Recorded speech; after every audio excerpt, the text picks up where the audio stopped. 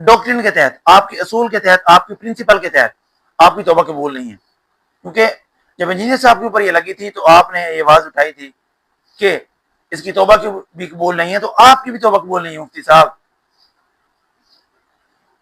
السلام علیکم ورحمۃ اللہ وبرکاتہ.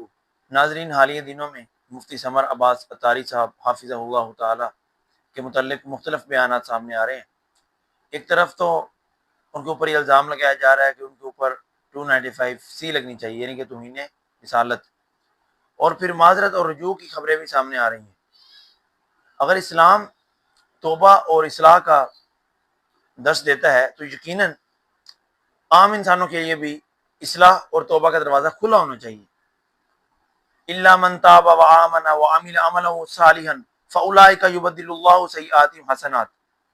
سوائے ان کے کہ جو لوگ توبہ کریں، ایمان لائیں، ایسے لوگوں کے اللہ تعالیٰ گناہوں کو بھی نیکیوں میں بدلنے پر قادر ہے، ان کی سیئات کو حسنات میں بدلنے پر قادر ہے.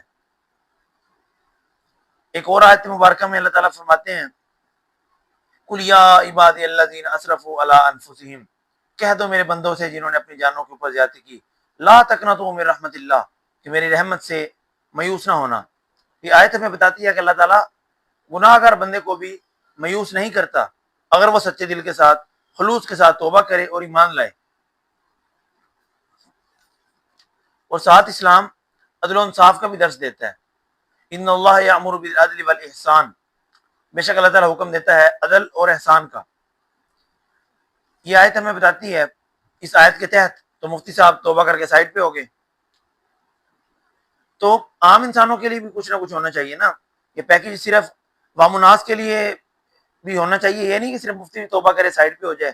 جتنے بھی مفتی آتے ہیں غلطی کرتے ہیں، توبہ کرتے ہیں، معذرت کرتے ہیں، سائڈ پہ ہو جاتے ہیں. عام عوام کا کیا بنے گا؟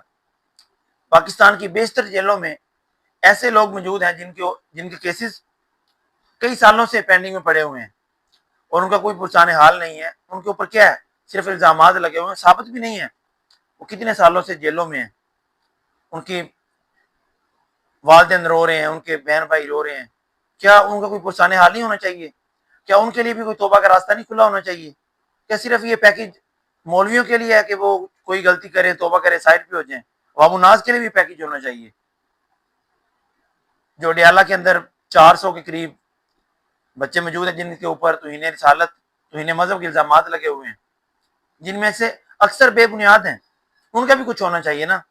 یہ تو نہیں کہ آپ آئیں، پہلے غلطی کریں، پھر توبہ کریں، سائڈ پہ ہو جائیں. آپ اپنے اصول کے مطابق ہی غلط ہیں. جب انجینئر صاحب کے اوپر توہین رسالت لگی تھی تو آپ نے آواز اٹھائی تھی کہ اس کی توبہ بھی قبول نہیں ہے.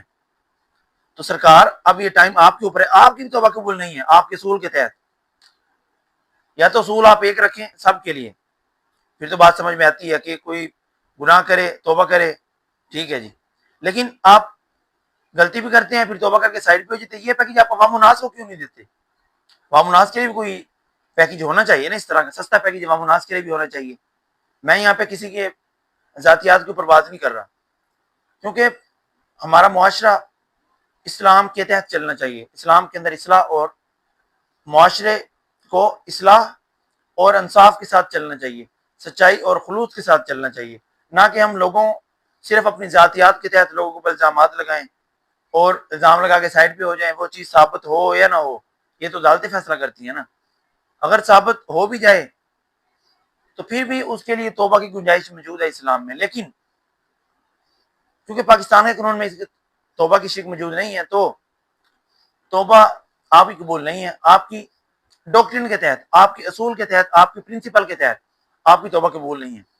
کیونکہ جب انجینئر صاحب کے اوپر یہ لگی تھی تو آپ نے یہ آواز اٹھائی تھی کہ اس کی توبہ کی بھی قبول نہیں ہے، تو آپ کی بھی توبہ قبول نہیں ہے مفتی صاحب. قانون اپنی جگہ رہے گا اور قانون اپنا راستہ اختیار کرے گا انشاءاللہ.